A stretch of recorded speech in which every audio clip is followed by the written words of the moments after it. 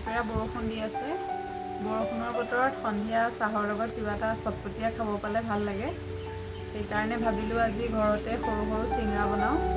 নমস্কাৰ, মই দিৱজানী বৰাই পুনৰবাৰ স্বাগতম জনাইছোঁ মোৰ ইউটিউব চেনেল ব্যঞ্জনলৈ। যদি আমাৰ ভিডিঅ'বোৰ চাই ভাল লাগে তেনেহ'লে আমাৰ চেনেলটো লাইক, শ্বেয়াৰ, ছাবস্ক্ৰাইব কৰি দিব আৰু লগতে ফেচবুক পেজটো ফ'ল' কৰি দিব। লিংকটো ডেছক্ৰিপশ্যনত দিয়া আছে। আহকচোন আজিৰ ভিডিঅ'টো আৰম্ভ কৰোঁ। প্ৰথমে এটা চৰিয়া লৈছোঁ, তাত 2 কাপ ময়দা লৈছোঁ। ময়দাখিনি আপোনালোকে চালি ল'ব, চালি ল'লে ভাল হয়। তাৰপিছত সোৱাদ অনুসৰি নিমখ দিছোঁ অলপ, তাৰপিছত আধা চামুচ ক'লা জিৰা দিছোঁ, তাৰপিছত ভালদৰে মিক্স কৰি লৈছোঁ। ইয়াৰ পিছত চিংৰাৰ মেইন বস্তুটো হৈছে খচখচীয়া ভাৱটো। খচখচীয়া ভাৱটো আহিবৰ কাৰণে মই মিঠাতেল ব্যৱহাৰ কৰিছোঁ। 3 চামুচ মিঠাতেল দি ভালদৰে মিক্স কৰি লৈছোঁ। ভালদৰে মানে ময়দাখিনি আৰু তেলখিনি যাতে ভালদৰে মিক্স হয় আৰু। এতিয়া অলপ অলপ পানী দি ময়দাখিনি সানিম মই। ময়দাখিনি যিমান কম পানীত মানে মাৰিব পাৰে সিমানেই চিংৰাটো খচখচীয়া হ'ব।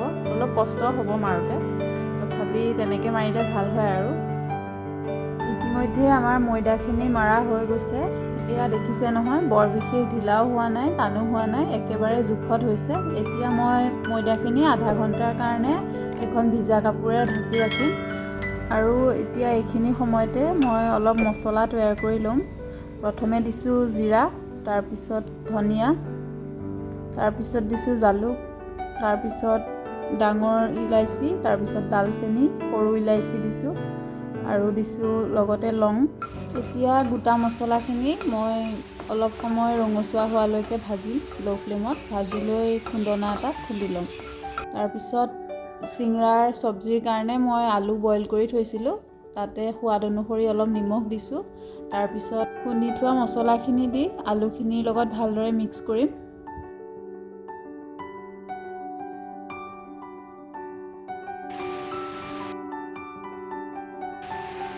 এতিয়া মই পিটিকি থোৱা আলুখিনি ভালদৰে ভাজি ল'ম।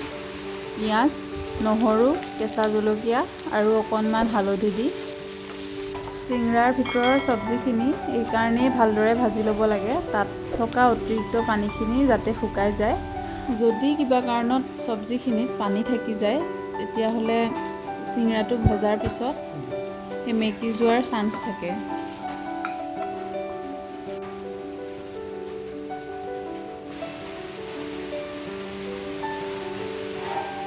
এতিয়া মই ফ্লেভাৰৰ কাৰণে অলপ নৰসিংহ পাত ব্যৱহাৰ কৰিছোঁ। তাৰপিছত 2-3 বাৰমান লৰাই গেছটো অফ কৰি দিম।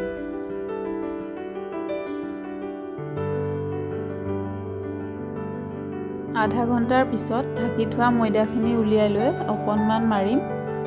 বেলিবৰ সুবিধাৰ কাৰণে মই মাৰি থোৱা ময়দাখিনি 3টা লাড়ু কৰি লৈছোঁ। এতিয়া মই কোনো তেল বা শুকান ময়দা ব্যৱহাৰ নকৰাকৈয়ে বেলিম।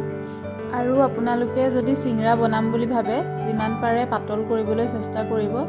এয়া চাওকচোন, ময়ো যিমান পাৰোঁ পাতল কৰিবলৈ চেষ্টা কৰিছোঁ।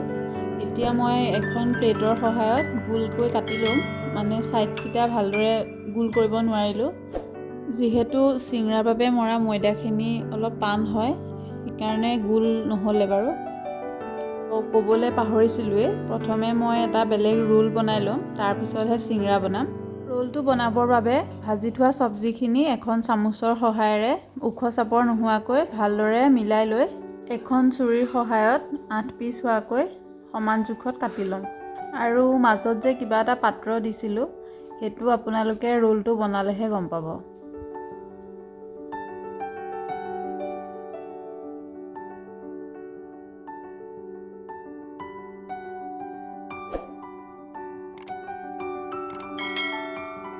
এতিয়া সাৱধানে কাটি থোৱা পিচকেইটা এখন এখনকৈ উঠাই ল'ব।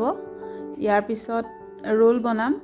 ৰোল বনাবলৈ প্ৰথমতে আপোনালোকে চুককেইটাত অলপমান পানী লগাই ল'ব, যাতে ৰোলটো কৰোঁতে ময়দাখিনি আঠা লাগি যায় আৰু যাতে ভাজোঁতে এইটো খোল খাই নাযায় ৰোলটো।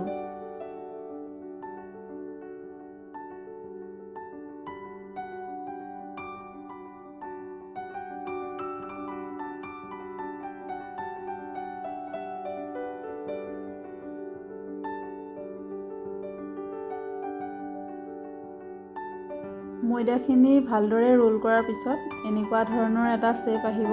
চাওকচোন কি ধুনীয়া লাগিছে দেখিবলৈ শ্বেপটো। এটা বিশেষ মন কৰিবলগীয়া কথা যে মাজৰ যিটো পাৰ্ট মানে আগটোত আপোনালোকে পানী লগাবলৈ নাপাহৰিব। যদি পানী নলগায় তেনেহ'লে ভাজোতে খোল খাই যাব। পানী নলগালে কি হয় মই আপোনালোকক ভাজোতে দেখুৱাই আছোঁ। ভজাৰ সময় প্ৰথমে আপোনালোকে তেলখিনি গৰম হ'বলৈ দি তাৰপিছত ল' ফ্লেমত ভাজিব। প্ৰথমে অতি সাৱধানে ল' ফ্লেমত 5 মিনিটমান সময় ভাজিব। তাৰপিছত জুইটো মিডিয়াম কৰি দিব। মিডিয়াম কৰি 10 মিনিটমান সময় ভাজিব লাগিব। আৰু মাজত এটা পানী নিদিয়াকৈ ৰোল কৰাৰ কাৰণে খোল খাই গৈছে, দেখিছেনে? আৰু এইবাৰ বনাবলৈ লৈছোঁ সৰু সৰু চিংৰা। কেনেকৈ বনাই চাওক। মই প্ৰথমে আগকেইটাত অকণমান পানী লগাই লৈছোঁ শ্বেপটো দিবৰ কাৰণে। মাজত চব্জিখিনি ভৰাই লৈ এতিয়া চাওক কেনেদৰে আকৌ পানী অকণ লগাই লৈছোঁ। পানীকণ লগাই টিপা মাৰি দি চিংৰাৰ শ্বেপটো আনিবলৈ চেষ্টা কৰিছোঁ। এতিয়া চুৰিখনেৰে 2টা বা 3টা কাট মাৰি ডিজাইন দিবৰ কাৰণে চেষ্টা কৰিছোঁ। ডিজাইনটো কেনেকুৱা পায় কমেণ্ট কৰি জনাবচোন। এতিয়া অকণমান পানী সানি আকৌ চিংৰাটোৰ ওপৰত ভালদৰে টিপা মাৰি দিছোঁ আৰু মাজত ডিজাইনটোত অকণমান ফাট মেলাই দিছোঁ যাতে ডিজাইনটো ভালদৰে ওলাই আহে। আৰু ইয়াৰ লগে লগে আমাৰ চিংৰা তেলত ভাজিবলৈ ৰেডি। ৰোলখিনি ভজাৰ দৰে চিংৰাকেইটাও মই 5 মিনিট সময় ল' ফ্লেমত ভাজিম। তাৰপিছত গেছটো মিডিয়াম কৰি আকৌ 10 মিনিটমান সময় ভাজিম। তাৰপিছত ৰঙচুৱা হোৱাৰ লগে লগে চিংৰাকেইটা নমাই দিম।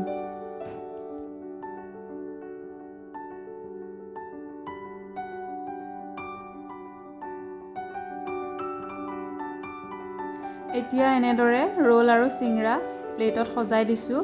ৰেচিপিটো চাই কেনেকুৱা পালে জনাবচোন। যদি ভাল লাগিছে আমাৰ চেনেলটো ছাবস্ক্ৰাইব কৰি দিব আৰু আমাৰ ফেচবুক পেজ ব্যঞ্জনটো ফ'ল' কৰি দিব। লিংক ডেছক্ৰিপশ্যনত দিয়া আছে। লগতে ভিডিঅ'টো শেষলৈকে চোৱাৰ বাবে বহুত বহুত ধন্যবাদ।